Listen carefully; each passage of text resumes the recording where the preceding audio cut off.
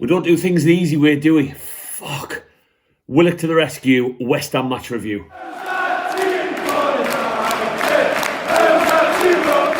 Welcome back to Black and White Banter, everyone. Yes! When I speak for every Newcastle fan, I say yes! No clever lines, just get in. We got over the line, and obviously there was a lot of negatives in that performance that we'll touch on, but there was a lot of positives. But let's face it, Newcastle fans, we got over the line. Look at that Premier League table now.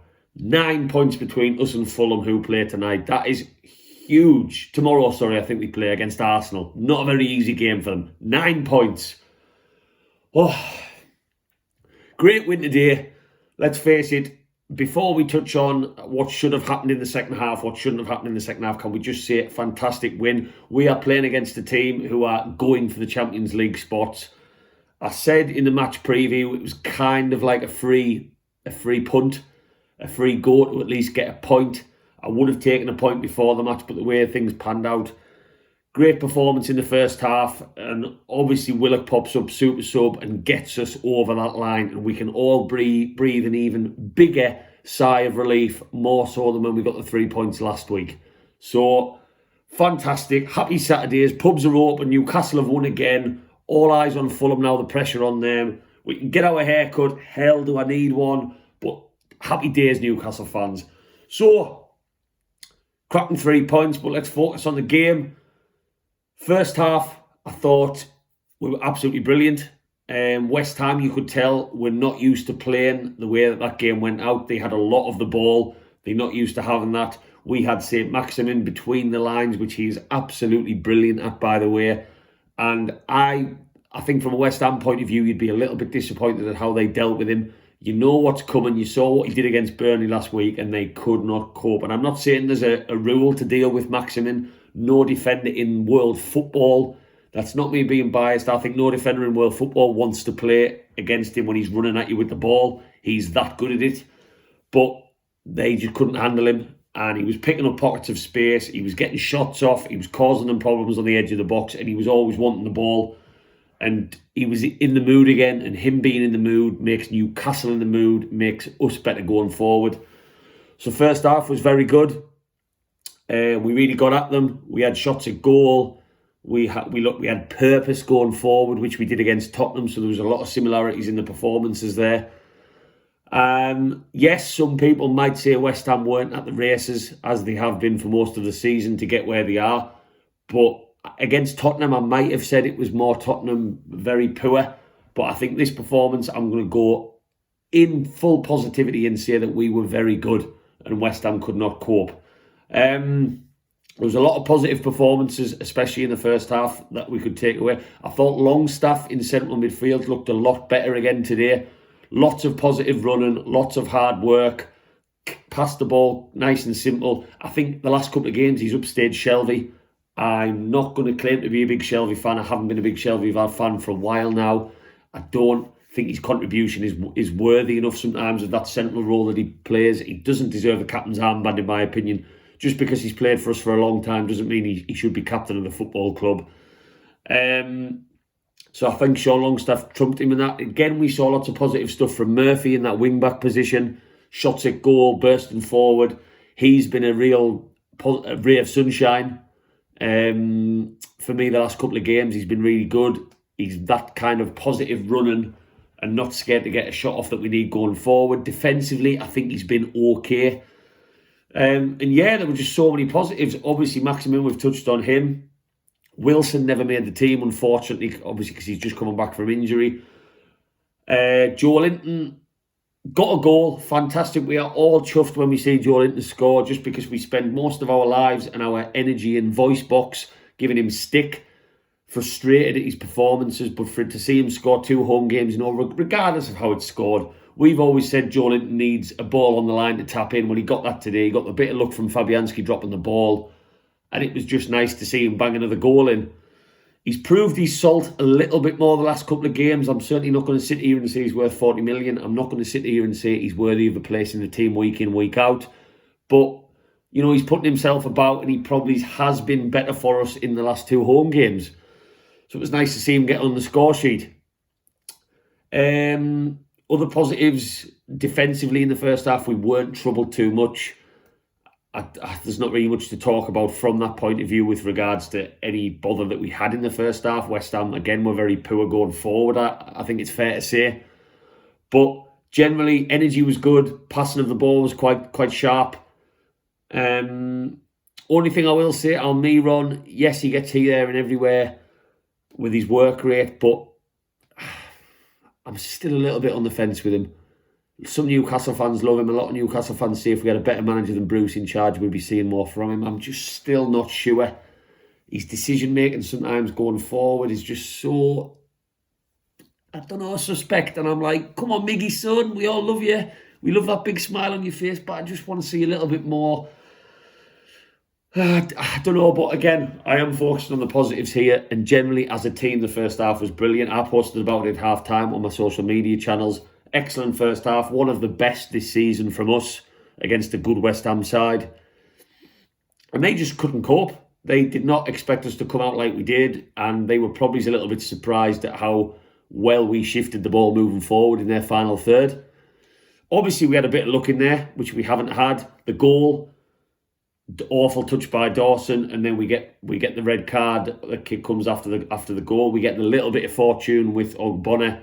Don't know what he was trying to do, because let's face it, Maximin's shot was pretty piss poor. It was weak. Ogbonna gets his feet all wrong, and obviously we get that bit of luck for the goal. But then to hear that the player's been sent off as well, you're like, cloud cuckoo land, this is fantastic. Awful tackle for the second yellow, and I don't think anyone had any doubt in that. So we had that bit of luck today, and I think we've lacked that in games. And I'm not going to sit here and say that the reason we are not in a better position is because of luck. The reason we are not in a better position is because we have an awful coach. And yes, we have had injuries, and that's starting to show how important them players are to us, Maximin and Wilson. We already knew that. But I'm not going to start singing Bruce's praises. I'm far from doing that.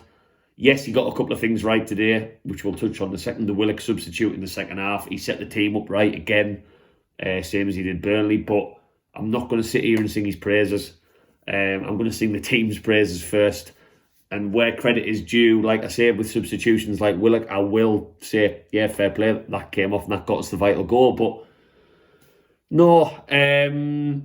So yeah, we had that bit of luck that we've really lacked. The red card, the first goal, Fabianski dropping the ball. You don't see that happen very often. He's quite a reliable Premier League goalkeeper, Fabianski. So that's what we've needed for a little bit. And that's what you need sometimes to get out of these awful relegation scraps. Half-time, absolutely over the moon.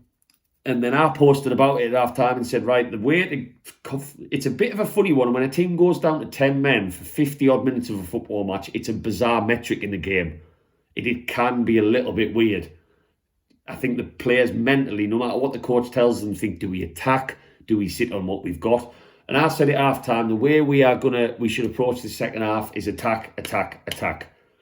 Now, the players come out, and as probably some of us expected, being Newcastle the way we are, we like to make things hard for ourselves. We just didn't do that. We sat back.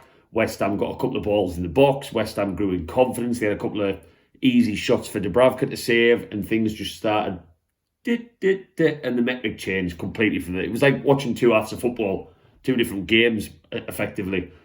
Things completely flipped on their head. I was glad to see Wilson come on, but when I saw Maximin going off, West Ham players must have been clapping their hands, and the fans, and David Moyes. Our main threat comes off, bit of a hobble, we don't know what that was, but yeah, it was frustrating. You know what frustrated me the most? Steve Bruce, in his interview afterwards, said it's human nature for things to go like that, where you sit back. No, Steve, it's not.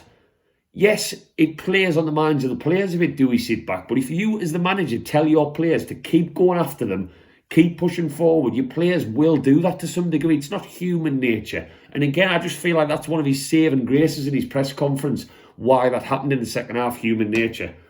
Jesus, Steve. So yeah, that was another bit of shite that came out of his mouth after the game. But we sat back and we sat back. Defending for the first goal was pretty poor. There was no one near Diop for that header. Very disappointing. And the penalty, yes, if that's the other end of the field, I'm calling for it all day long as a Newcastle fan. His hand is up here. It's not a natural position. I think there wasn't too many appeals from the players. Clark didn't really appeal. But what frustrates me about this whole VAR refereeing thing, obviously because the ref never saw it, is what about last week?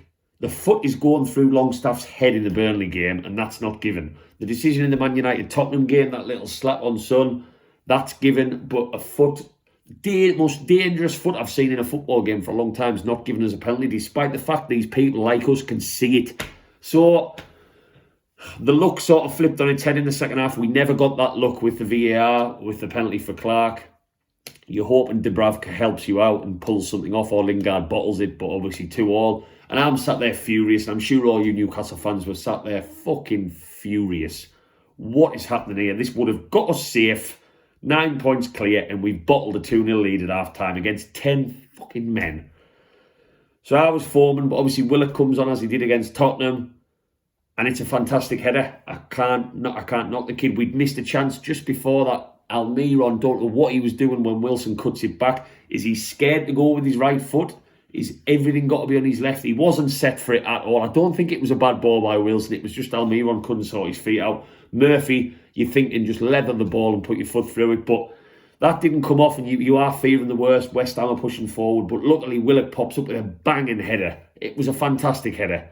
Let's call a spade with that one. It was, and he's done that twice now. Popping up in the box, crucial goals. And Willock, you might not sign for us in the summer. I very much doubt it. Arsenal will probably want too much money. Bruce, if he's in charge next season, I really fucking hope not. But if Bruce is in charge next season, he's not really playing you that much. Is he going to pay 20 plus million? I don't know.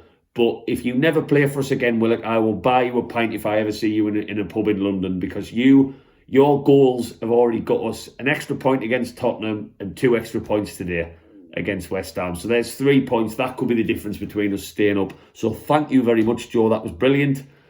And then we held on. And can I just say, Newcastle fans, 8 fucking minutes.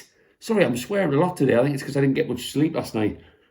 Too many of them. Beer garden, Friday night. But 8 minutes, I couldn't believe it. I was the same as Steve. I was scratching my head. Yes, there was the penalty decision. Yes, Clark had a bit of an injury before the penalty. Lingard took a while to take it. But 8 minutes, that was another ridiculous decision. I thought the linesman must have been part of the GSC, the West Ham firm, to give that ridiculous decision. But, we held on. Hands were over eyes for that last 8 minutes of injury time.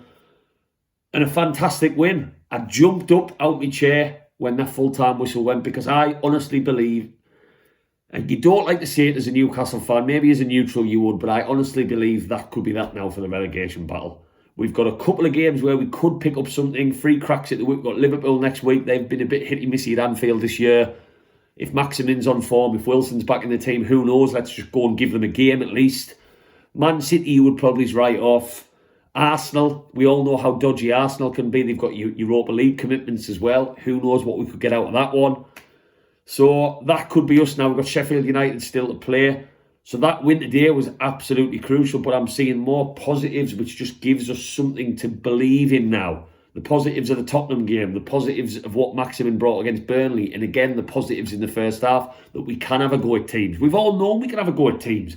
Steve Bruce's management, lack of tactics, whatever, has stopped us doing that. Even with Maximin and Wilson out, we've still got a good team on paper.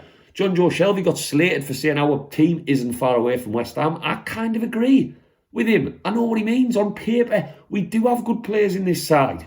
Our defence, our centre-back partnerships that we can pull off when everyone's fit, aren't bad centre-backs. We've got Lejeune out on loan. He's another good centre-back option. We've got a good goalkeeper. I understand what Shelby's saying, and we saw more positives today, which has been nice, because that Brighton performance 3 weeks ago, we were down, we were out, Fulham was safe if we were going to keep playing like that. So we've seen a bit of fight from the lads. We've got over the line today with a lot of positives. We saw the Newcastle we expect in the second half, which is the main disappointment of today's game. But luckily, Willock saved us. But there's something to build on now, and that league table looks healthy. We've pulled Brighton back into it. We've pulled Burnley into it. And let's just let the other teams crack on this weekend. Let's get out and be as open Newcastle fans. Enjoy the sunshine. See what the other teams can do. If things are still sitting tight by the end of the weekend, then fantastic. If Fulham somehow beat Arsenal and get it back to 6 points, we've still got a game in hand, but there's something to push on now. And can I just say one final thing? how important is Wilson and Maximin to our football club? My God, without these two players, I do not know where we would be. We would have been beaten against Burnley on Sunday.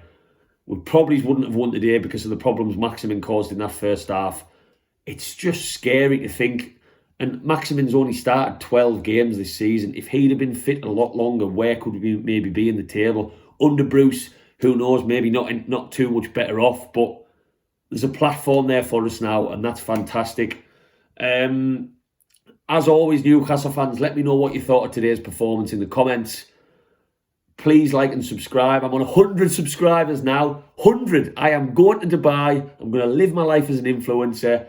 YouTube are going to be paying me soon. Boom. Now, I'm only joking, but obviously all the subscribers are great. To see 100 subscribers and get a notification about that from YouTube was fantastic. Lots of nice things being said here and there. Get us on Facebook and Instagram under Black and White Banter, and let's go and enjoy our beers. Then West Ham fans can shut up for a couple of days because we've got the 3 points, and what a cracking performance in the first half it was. Thank you very much, Joe Willock. I'll raise my beer and maybe even my Jaeger bomb to you this weekend. Thanks for watching, Toon fans, and I'll catch up with you later in the week for a Liverpool match preview. Enjoy your sunny weekend.